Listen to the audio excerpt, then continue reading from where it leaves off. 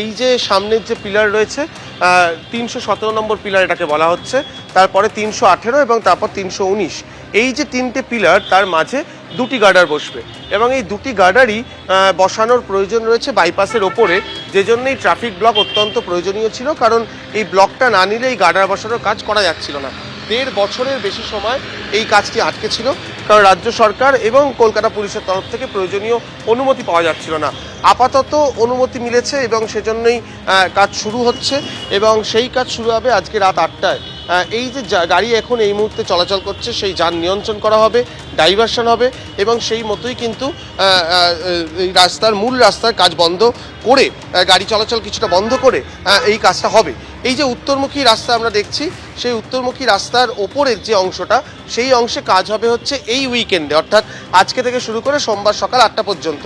তার ফলে মূল বাইপাসের এই অংশটাকে বন্ধ করে রাখা হবে এবং এই বন্ধ রাখা অবস্থায় যেহেতু গাড়ি এই মুহূর্তে এখান দিয়ে চলাচল করতে পারবে না, কারণ এর ঠিক ওপরের অংশটাতেই কিন্তু কাজটা হবে। তাই আমরা যেদিক থেকে এদিকে এগিয়ে এলাম, সেদিকে যে নতুন রাস্তা একটি তৈরি করে দেওয়া হয়েছে বাইপাসের ওপর, এনএক্স হোটেল থেকে বাঁদিকে বেঁকছে এই যে রাস্তা ইতিমধ্যেই চালু করে দেওয়া হচ্ছে, এই সরকারি বাস আসছে যে রাস্তা দিয়ে, এই রাস্তা দিয়ে উত্তরমুখী গাড়িগুলো যাবে। দক্ষিণমুখী গাড়ির ক্ষেত্রে এই সপ্তাহে কোনো রকম বদল কিছু করা হচ্ছে না, কারণ ওই অংশের পিলার বসানোর কাজ এই সপ্তাহে কিন্তু হচ্ছে না।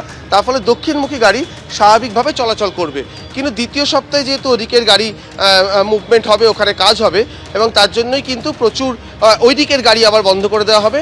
তখন যে নতুন রাস্তা দেখালাম সেখান থেকে, এই যে নতুন রাস্তা সেখান থেকে উত্তরমুখী গাড়ি এই সপ্তাহের মতোই চলাচল করবে, আর উত্তরমুখী যাওয়ার যে মূল রাস্তা সেখানে কিছুটা অংশ ডাইভারশন হবে, দক্ষিণমুখী গাড়ি সেখান দিয়ে চলাচল করবে। আমি প্রবীর সামন্তকে আর একটা বিষয় দেখাতে বলবো, এই ডাইভারশনের জন্য এই এতগুলো বোর্ড কিন্তু এখানে রাখা রয়েছে। তুমি দেখতেই পাচ্ছ যে এই বোর্ডগুলো কিন্তু রাত 8টার আগেই নির্দিষ্ট জায়গায় সব লাগিয়ে দেওয়া হবে।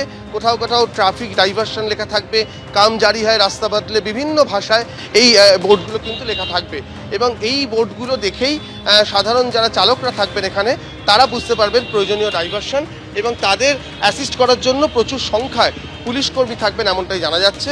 সার্বিকভাবে এটাই পরিকল্পনা। আপাতত 120 ঘন্টা 2 দফায় 120 ঘন্টার কাজ সেরে এই গার্ডারগুলো পাতা হয়ে গেলে মেট্রো মনে করছে সেক্টর 5 অবধি যেতে ডিসেম্বরের মধ্যে মেট্রো চালু করে দেওয়া সম্ভব হতে পারে। আপাতত সেটাই লক্ষ্য মেট্রো কর্তৃপক্ষ এবং আরবিএনএল কর্তৃপক্ষের।